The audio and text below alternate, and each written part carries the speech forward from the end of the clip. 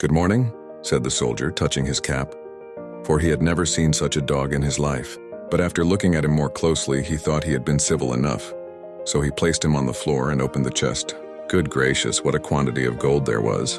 Enough to buy all the sugar sticks of the sweet stuff women, all the tin soldiers, whips, and rocking horses in the world, or even the whole town itself. There was indeed an immense quantity.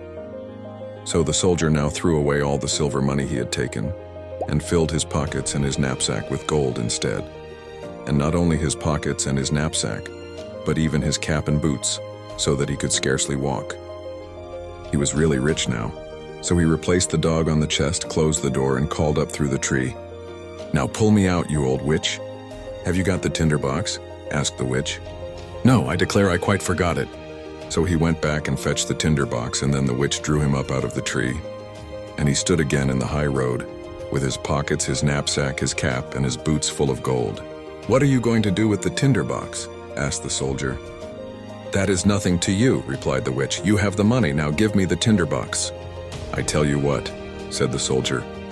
"If you don't tell me what you are going to do with it, I will draw my sword and cut off your head." "No," said the witch. The soldier immediately cut off her head, and there she lay on the ground.